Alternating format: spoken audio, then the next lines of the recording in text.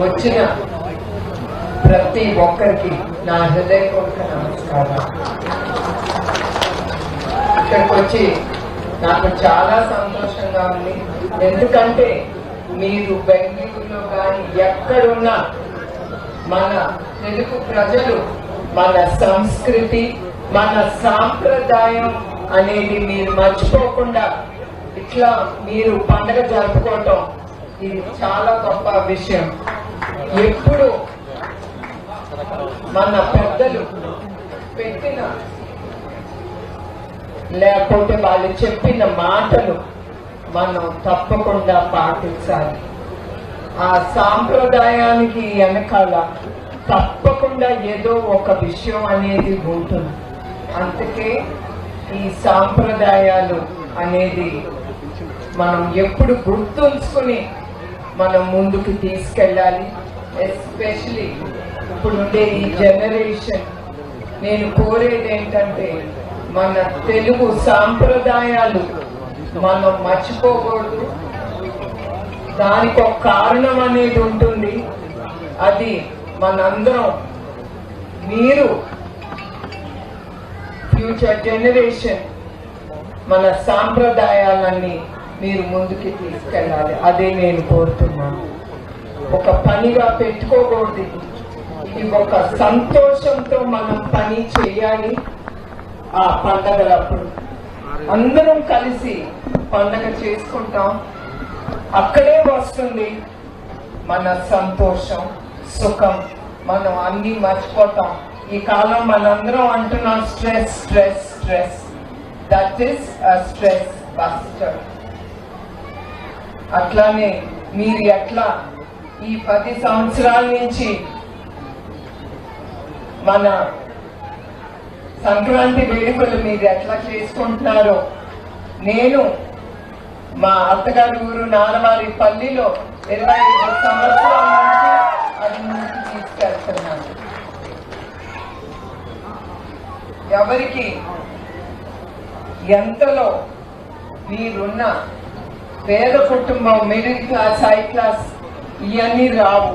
పండగలప్పుడు అందరం ఒక్కటి అన్ని మర్చిపోయి మనం ఏ స్థాయిలో ఆ స్థాయిలో మన కుటుంబంతో ఫ్రెండ్స్ తో గడుపుకోవాలి. అది నా కోరిక. అట్లానే తెలుగు జాతి అంటే మనకి పౌరుషం, ఎక్కడలేని పౌరుషం మనలో ఉంది. ఆత్మ గౌరవం అనేది కూడా చాలా ఎక్కువ ఉంటుంది మనకి.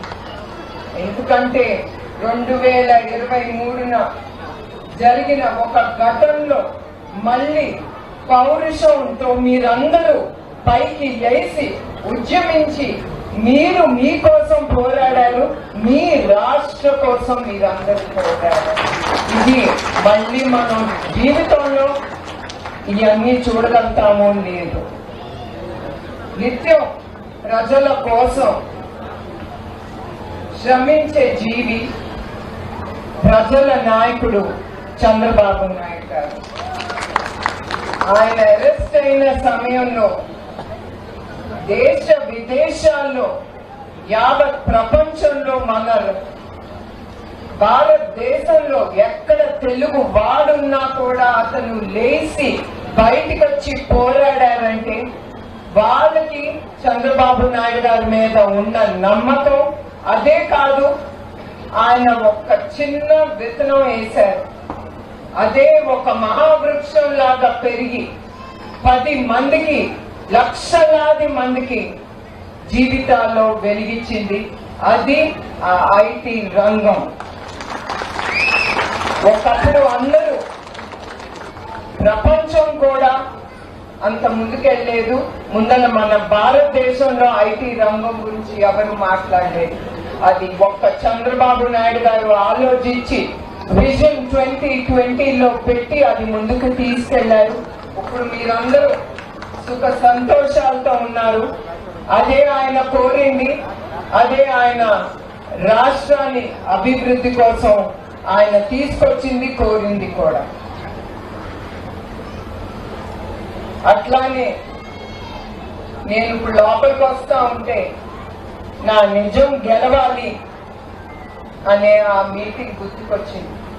ఇట్లానే తెలుగుదేశం కార్యకర్తలు, మహిళా శక్తులు వాళ్ళందరూ మేమున్నామమ్మా మీకోసం, నువ్వు ఏమి నిరుత్సాహపడక్కర్లేదు, మేము నీతో ఎప్పుడు ఉంటాం చివరి వరకు అని చూపించి నన్ను ధైర్యంగా ముందుకు తీసుకెళ్ళింది మా తెలుగుదేశం బిడ్డలు కార్యకర్తలే. మా కుటుంబాన్ని ముందుకు నడిపించింది. అది ఎప్పుడు మా కుటుంబం మర్చిపోదు. మేము ఎప్పుడు ఎస్పెషల్లీ మా తెలుగు కార్యకర్తలు, తెలుగుదేశం కార్యకర్తలకి మేము ఎప్పుడు రుణపడి ఉన్నాం. ఈ 5 ఏళ్ళలో మన తెలుగుదేశం కార్యకర్తలు కానీ మన తెలుగు జాతి ప్రజలు కానీ చాలా ఎదుర్కొన్నారు. ఎస్పెషల్లీ కార్యకర్తలు వాళ్ళ జీవితాన్ని కూడా వాళ్ళ అడ్డం పెట్టి మన తెలుగుదేశం గెలవాలని, మన తెలుగుదేశం జెండా పైకి ఎగరాలని వాళ్ళ జీవితాలు కూడా అర్పించారు. వాళ్ళందరినీ మనం ఎప్పుడు మర్చిపోకూడదు. ఎట్లా మన గాంధీ తాత గారు మన స్వాతంత్రం కోసం, భారతదేశం స్వాతంత్రం కోసం ఎట్లా పోరాడారు అప్పుడు మీ అందరికీ తెలుసు. చాలా మంది జీవితాలు బ్రిటిషర్స్ తో పోరాడుతా చాలా మంది వాళ్ళ జీవితాన్ని త్యాగం చేశారు. అట్లానే మొన్న జరిగిన ఎన్నికల్లో ప్రజలు గాని కార్యకర్తలు గాని మన రాష్ట్రానికి ఏదో అయిపోతుంది, నష్టం జరుగుతుంది, మన బిడ్డలకి భావి తరాలకి ఏదో ఒక తప్పు జరుగుతుంది అని ధైర్యం చేసి అందరూ ముందుకొచ్చి పోరాడారు.